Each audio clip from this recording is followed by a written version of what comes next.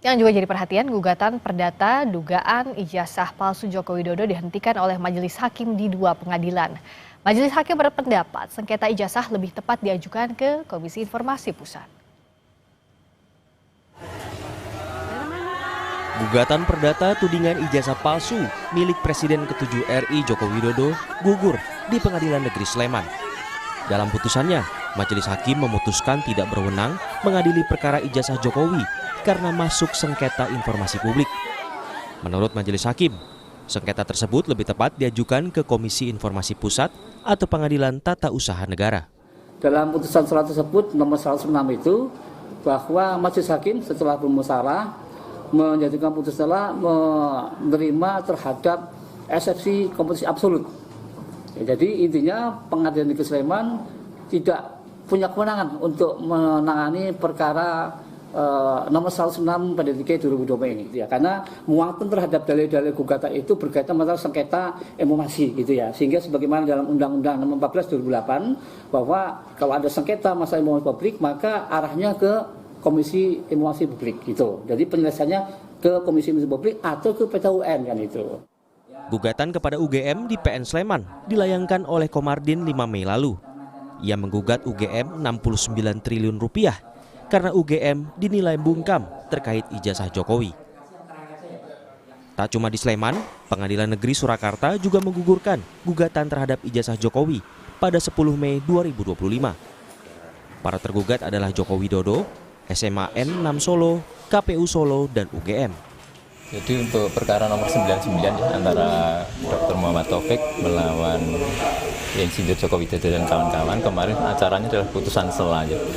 Jadi putusan sela itu adalah untuk memutus mengenai adanya eksepsi atau keberatan tentang kewenangan mengadili ya.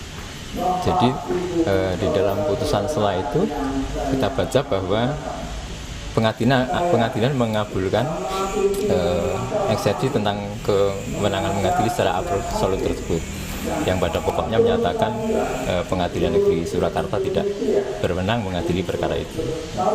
Ya, sehingga dengan adanya putusan sela itu, akhirnya putusan itu menjadi putusan akhir yang mengakhiri perkara nomor 99 ini di Pengadilan Negeri Surakarta.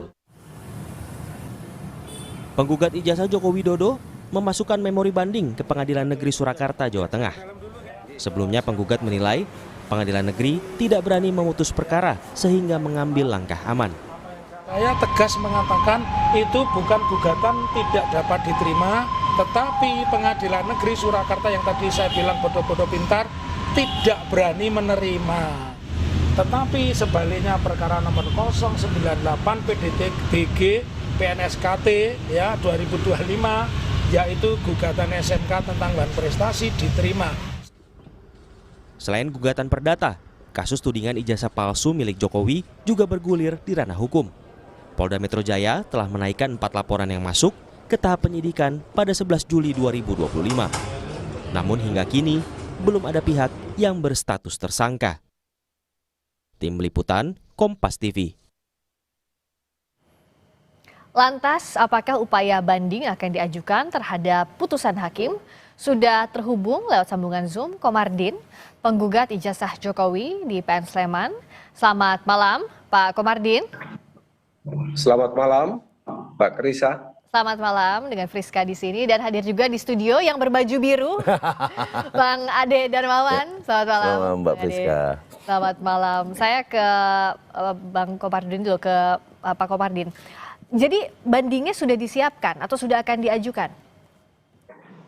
Bandingnya sudah kami siapkan, jadi mungkin hari Senin nanti kita daftar untuk ke pengadilan tinggi. Nah, yang begitu. Jadi pokok-pokok bandingnya apa yang disiapkan oleh pihak Anda? Kami kan inti gugatannya itu adalah perbuatan melawan hukum. Karena dalam hal ini UGM bungkam terhadap informasi tentang ijazah Jokowi. Andai kata dia terbuka secara transparan, persoalan ini kan sudah selesai cepat. Ya. Seperti saya sudah pernah minta kepada pengacara para tergugat bahwa jika dihadirkan dokumen-dokumen tersebut selesai persoalan. Namun mereka hanya mengarahkan bahwanya kalau dokumen itu diminta di Komisi Informasi Publik. Oke. Nah, begitu. Nah, kalau jadi yang diinginkan pihak Anda ini harusnya masuknya PMH. Artinya kalau PMH ini bisa diadili oleh pengadilan negeri, jadi yurisdiksinya pengadilan negeri. Itu yang ingin coba diajukan kembali, begitu ya, Pak Komardin? Ya mestinya begitu, karena yang salah gugat itu adalah PMH, di mana negara mengalami kerugian karena kegaduhan yang semakin hari semakin gaduh, sehingga nilai rupiah itu semakin merosot, sehingga ya nilai utang kita semakin meroket, hanya seperti itu. Jadi kalau ini tidak cepat selesai, ya mungkin dolar bisa sampai 20.000 per US. Jadi dianggapnya ini harusnya bisa diadili atau bisa diproses di pengadilan, Bang Ade? Ya, jadi Mbak Priska ya, jadi saya perhatikan tadi bahasanya Bang Komarudin ya. Bang Komarudin mengatakan bahwa ada hubungan dengan dolar, terus kemudian persoalan ini buat gaduh. Nah, kalau itu kan material tuh. Berbicara gugatan, kalau gugatan perdata itu penting sekali diposita, ya, ada namanya teknik penyusunan posita, kemudian dalil-dalil apa saja yang harus kita sampaikan di situ, terus petitumnya seperti apa, ya itu memang harus betul-betul cermat. Terus ketika berbicara tadi kalau memang alasannya adalah material, itu kan nggak nyata tuh. Tidak bisa kita mengukur suatu keadaan material itu bahwa ketika terjadi kegaduhan ada kerugian yang seperti apa. Nah harus dituangkan di situ di dalam positanya dia. Apakah ini betul-betul bisa dimasukkan? Nah, terus yang kedua adalah persoalan yang dikatakan ini persoalan kisruhnya ini kan perbuatan melawan hukum. Bukan. Perbuatan melawan hukum, oke. Tetapi pengadilan dalam memutuskan putusan selah di situ adalah konflik informasi kan. Ya kan? Karena itu KIP, menurut Anda sudah tepat apa yang disampaikan oleh KIP. Hakim? Kenapa? KIP harusnya beliau melakukan KIP dulu ke komisi, kalau ada dua, Komisi Informasi Daerah, KID. Atau kalau misalkan di tingkat itu masih tetap ditolak juga, tentu dia ke Komisi Informasi Pusat. Anda mau bilang bahwa gugatannya salah alamat? Ya pasti. Ini pasti. Kan putusannya jelas dalam eksepsi. Oke, dalam eksepsi jelas dikatakan kan, ya, kompetensi absolut, berarti salah alamat. Kenapa? Karena memang ya ini kan teknis penyusunan. Saya nggak tahu Bang Komarudin ini kerugiannya seperti apa, materialnya bagaimana, formilnya seperti apa. Ini nggak jelas gugatannya. Nah, penyusunan positanya dianggap tidak jelas, Pak Komardin. Mungkin Bang Ade tadi itu belum pernah membacanya. Jadi intinya adalah kami gugat UGM itu bukan persoalan kita mau melihat ijazahnya, tetapi UGM-nya kami gugat kenapa dia diam, tidak memberikan penjelasan yang seterang mungkin kepada masyarakat supaya masyarakat percaya bahwa betul-betul ijazahnya Jokowi asli atau palsu.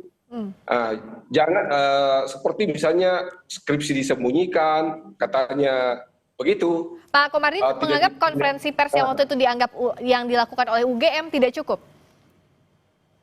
Ya tentunya tidak cukup karena yang datang itu tidak puas karena dia ingin melihat sesuatu yang meyakinkan, namun tidak seperti itu dilakukan oleh UGM. Nah ini coba, apa itu?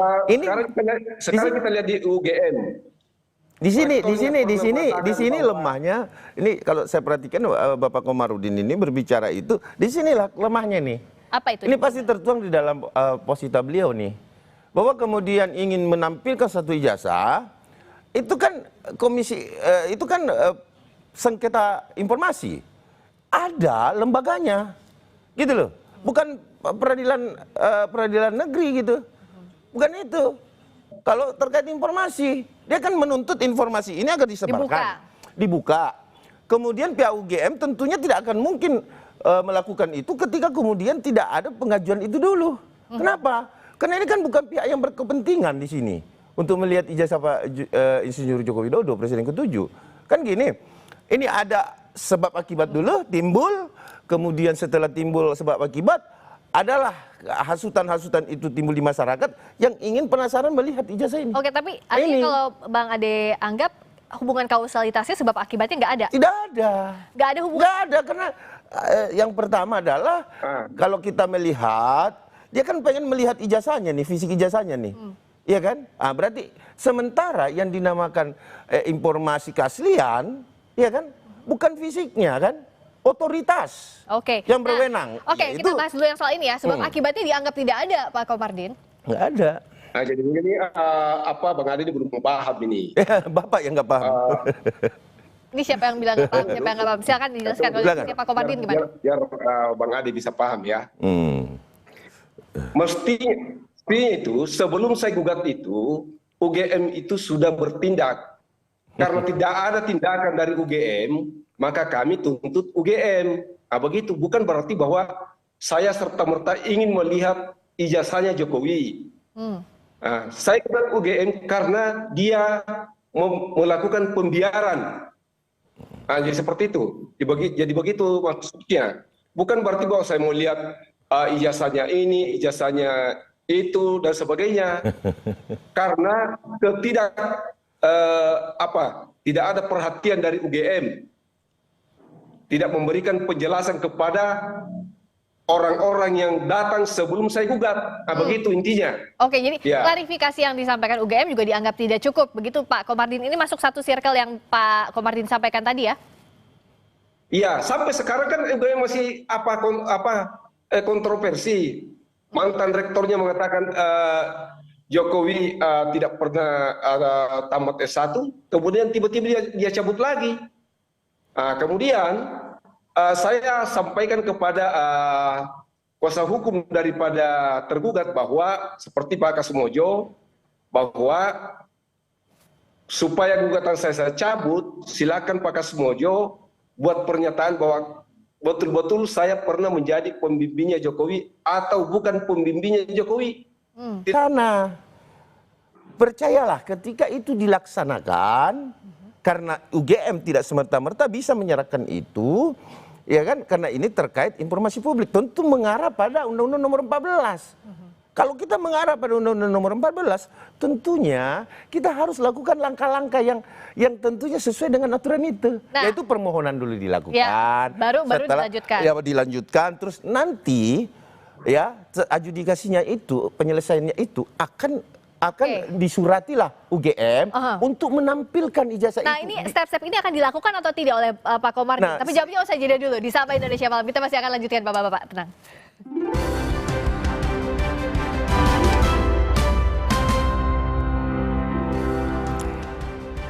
Masih bersama kami Komardin, penggugat ijazah Jokowi di Sleman melalui sambungan Zoom, dan juga Ade Darmawan, Sekjen Pradi Bersatu. Tadi dari segi penyusunan gugatannya, Anda menganggap ini tidak tepat. Harusnya bagaimana?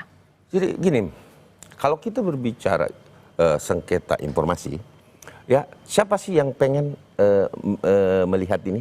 Apakah saudara Komardin pribadi atau siapa? Itu dulu. Para pihaknya siapa? Para pihaknya, antara penggugat dan tergugat. Itu dulu mengajukan ke KIP dengan tata cara melalui menyurat dulu permohonan, kemudian diperiksa, kemudian nanti ada putusan.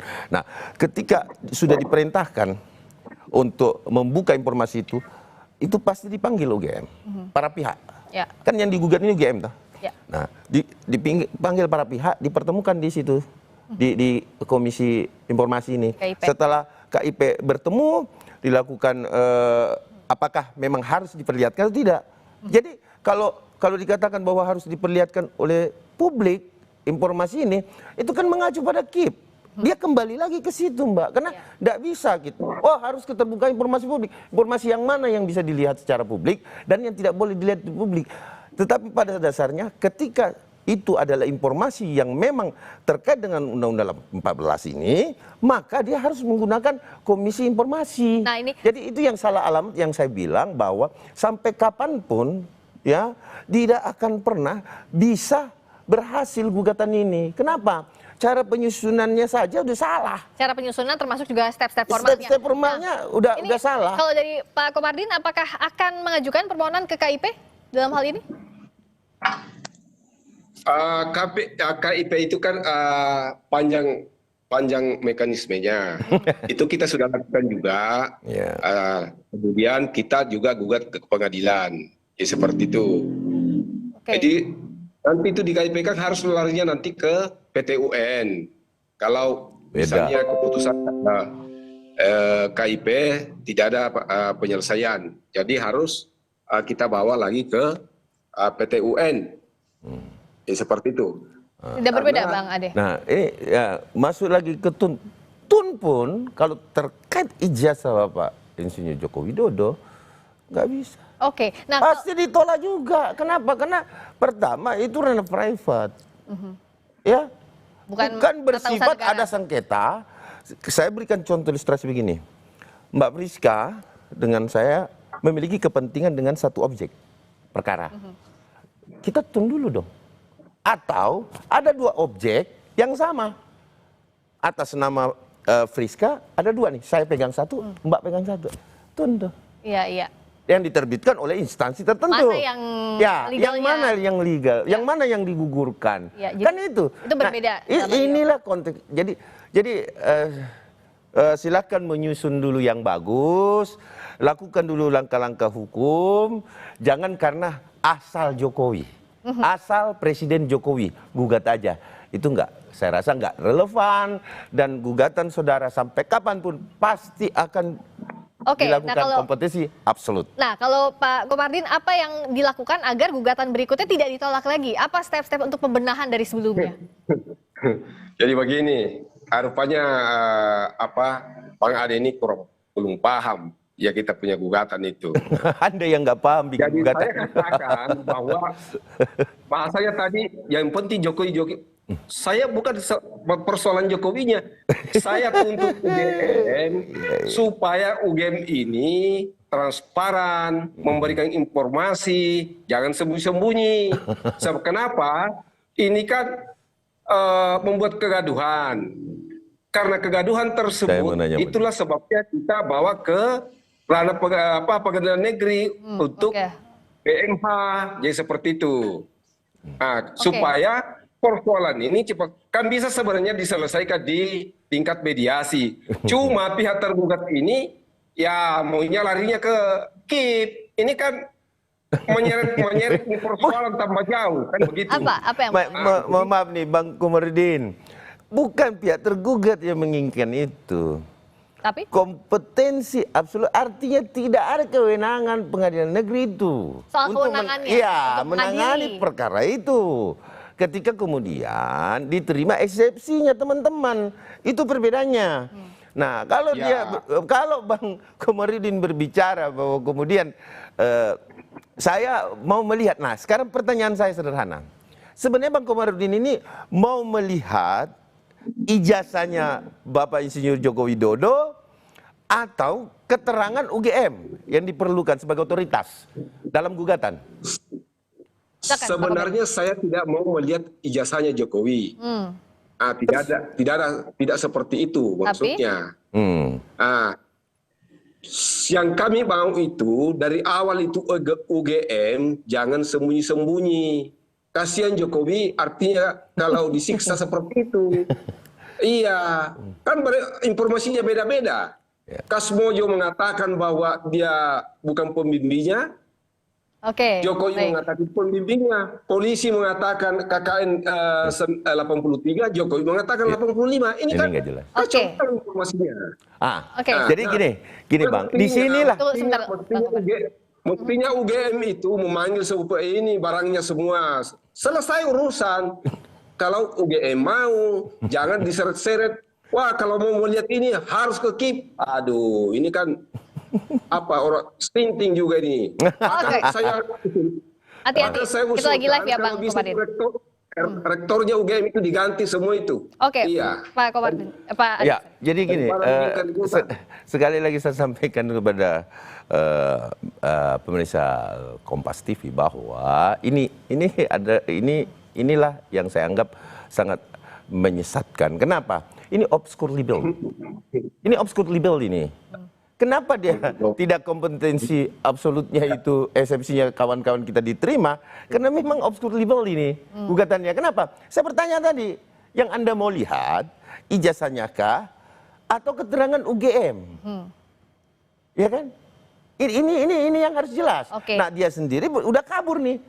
Sehingga saya menyatakan bahwa saudara, saya bukan hakim, tetapi dari pembicaraan yang saya lihat di sini, itu sudah obscure libel. Oke, apakah obscure libel, apakah gugatannya jadi saru, tidak jelas? Tidak jelas. Silakan dibuktikan nanti dari pihak Pak Komarudin yang sudah menyiapkan ya untuk banding dan juga akan ke KIP. Apa hasilnya? Apakah ditolak lagi atau justru diterima? Kita akan nantikan proses hukum berikutnya. Terima kasih Pak Komarudin, terima kasih juga Bang Ade Darmawan. Terima kasih.